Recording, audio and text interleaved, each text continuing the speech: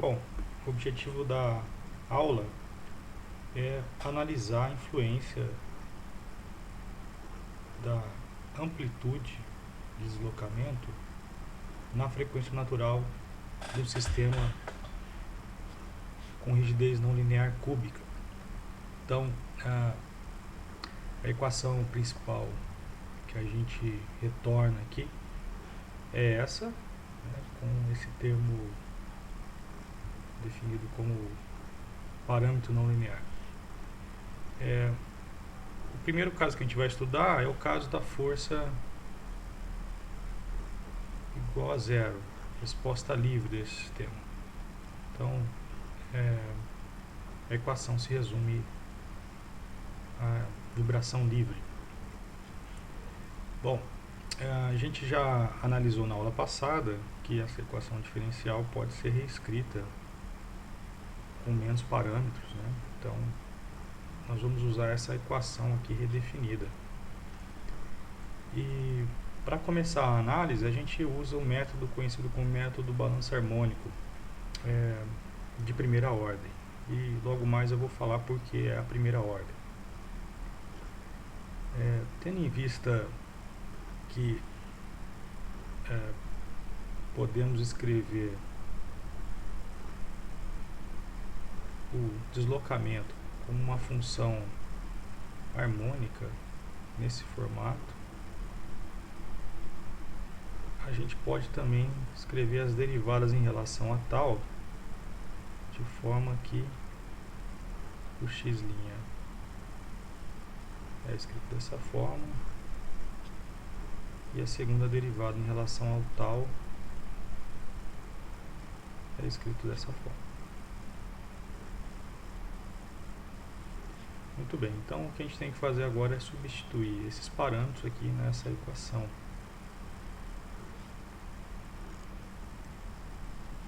Como fica? Então, menos ômega quadrado x cosseno de ômega tal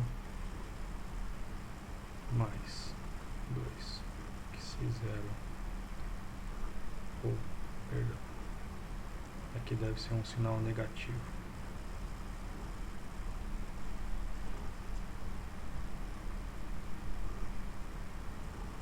Ômega x seno de ômega tal mais x cosseno de ômega tal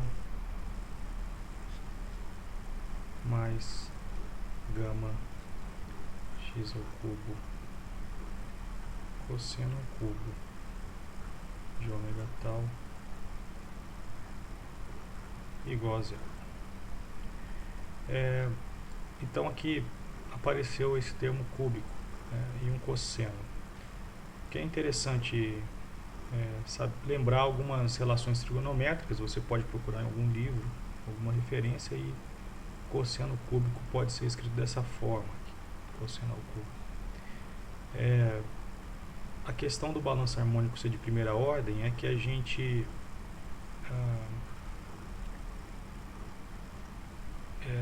despreza esse termo aqui. Então a gente, o que está sendo feito então é esquecendo o termo com a harmônica alta, e a gente vai preservar esse termo. Então a equação pode ser reescrita, né, da seguinte forma, e agrupando aqui os termos que são cosseno,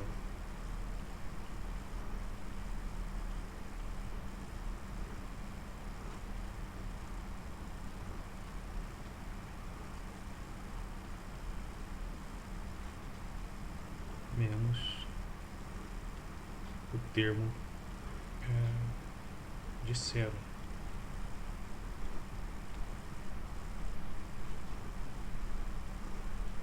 Bom,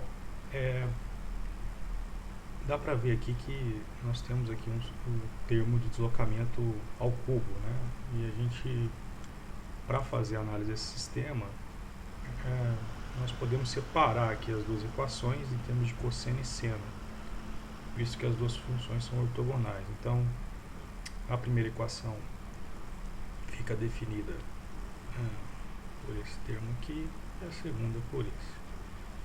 Então, para a primeira equação, eu tenho que menos ômega quadrado mais 1 mais 3 quartos de gama x quadrado vezes x igual a zero. E a segunda equação eu tenho que menos 2q0 ômega x igual a zero. Então, uma das raízes aqui é x igual a zero, que essa é a solução trivial. A outra raiz, ou as outras duas raízes, elas podem ser extraídas daqui, dessa primeira equação. Note que essa equação aqui ela pode ser resolvida ou em ômega ou em x, e ambos são funções quadráticas. Bom, se eu quiser saber então a expressão da frequência em termos da amplitude, eu posso escrever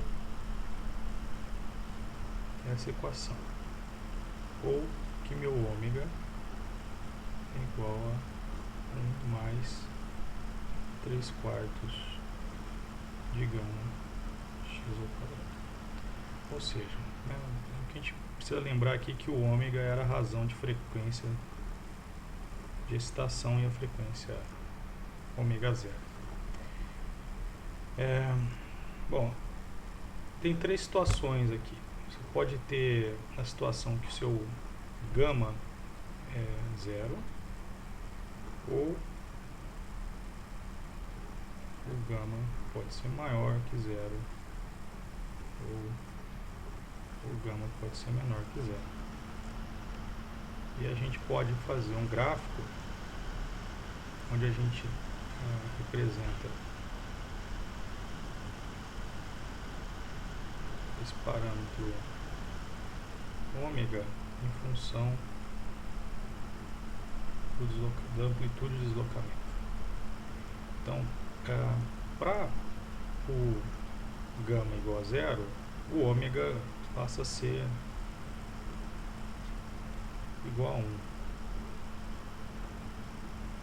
Então,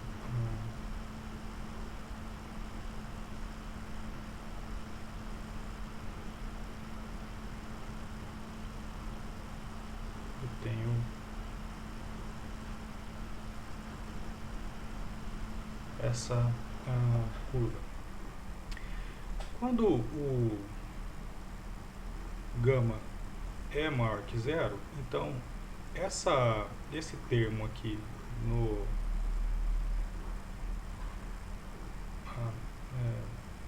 aqui ainda faltou uma raiz. Esse termo aqui vai ser maior do que 1. Então, conforme x aumenta, esse parâmetro ômega também aumenta. Então, para valores de gama maior que 1, eu vou ter um aumento do ômega com a frequência. E vai aparecer uma curva dessa forma.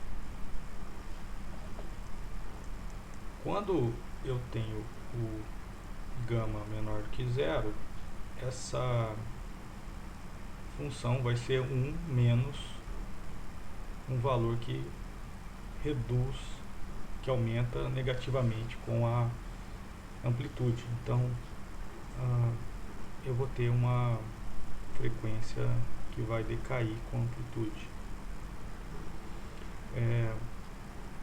porque o gama é menor do que zero. E é possível determinar esse valor aqui. Você pode tentar descobrir por você que a partir desse valor eu teria frequência negativa. Então existe um limite para o valor de gama quando a frequência é negativa. Então essas curvas aqui, elas ajudam a determinar qual que é a frequência de oscilação livre do sistema de acordo com a amplitude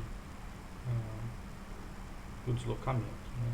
E dá para perceber que ela não é constante.